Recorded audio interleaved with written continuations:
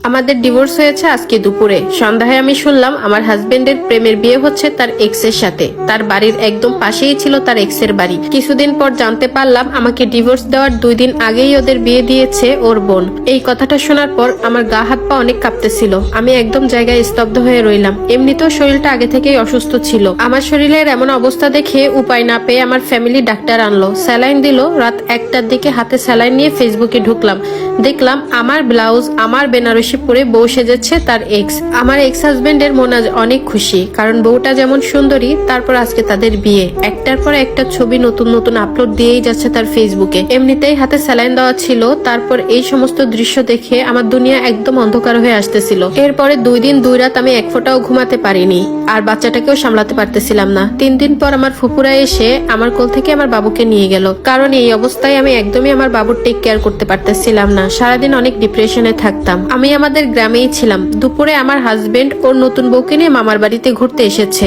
আমার শাড়ি পরিয়ে আমার বাড়ির সামনে দিয়ে গিয়েছে। ওর মামার বাড়ি আমার বাড়ির পাশেই।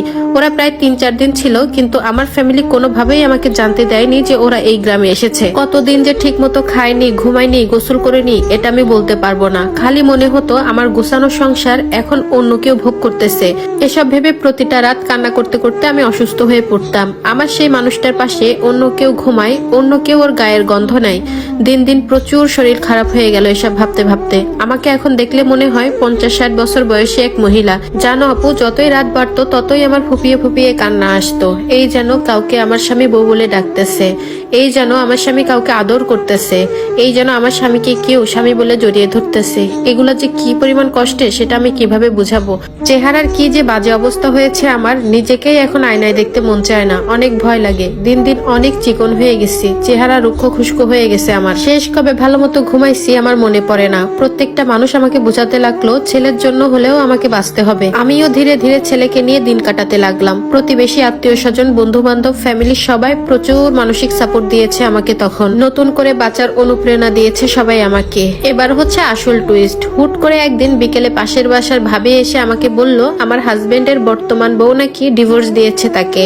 আমি যেন ওদের মাফ করে দিই। ছেলের মুখের দিক তাকিয়ে আমি যেন আবারও যাই সেই ঘরে। আমার এক্স হাজবেন্ড এখন আমার মামার বাড়ি এসে ঘুরঘুর করতেছে আমার জন্য, এবং সে নাকি অনেক কষ্ট পাচ্ছে। তার ছেলের জন্য অনেক মায়া লাগতেছে তার। আমার স্বামী নাকি এখন একে ওকে ধরে আমাকে আনার জন্য অনেক কান্নাকাটি করে। জানো আপু একটা কথা, আমি ছোট থেকে অনেক আদরে মানুষ হয়েছি। আমাকে গালে তুলে না খাইয়ে দিলে আমি খেতাম না। সেই আমি সংসার করার জন্য মুখ বুজে চাকরানির মতো জীবন পার করেছি।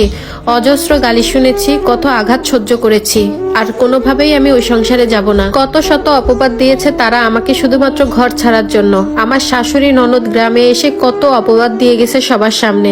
শাশুড়ি তো শুরু থেকেই সহ্য করতে পারতো না, আর আমাকে সহ্য করবেই বা কেমন করে আমার শাশুড়ি আর ননদ, কারণ তারা একসময় আমাদের বাড়িতে কাজ করতো। আমাদের বাড়িতে কাজ করেই তাদের সংসার চলতো, পেট চালাতো। আমার এক্স হাজবেন্ডের এত স্বাদের বউ, যাকে বিয়ে করার জন্য আমাকে এত এত অপবাদ দিল। শ্বশুর শাশুড়ি ননদ কেউই বাদ রইল না।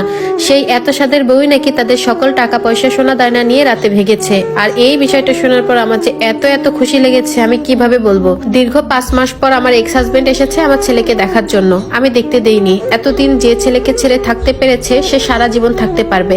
আলহামদুলিল্লাহ, এখন আমি আর আমার ছেলে অনেক ভালো আছি আমার বাচ্চাকে নিয়ে। আমার ছেলেকে ওর মামা মামি নানা নানি সবাই চোখের মনি করে রেখেছে। এখন আমার একটাই স্বপ্ন, আমার সোনাটাকে আমি মানুষের মতো মানুষ করব। ওর জন্য সবাই দোয়া করবেন আপুরা, যেন আমার বাচ্চাটা ওর বাপ দাদার বৈশিষ্ট্য একটুও না পায়। আমার জন্য সবাই দোয়া করবেন। আর এই স্টোরিটা একটা আপুর লাইফ থেকে নেওয়া। আসলে যারা 2 বিয়ে করতে চান, বিশেষ করে ছেলেরা, তারা একটু ভেবেচিন্তে করবেন, কারণ প্রথম স্ত্রীর মতো কখনোই দ্বিতীয় স্ত্রী হতে পারে না।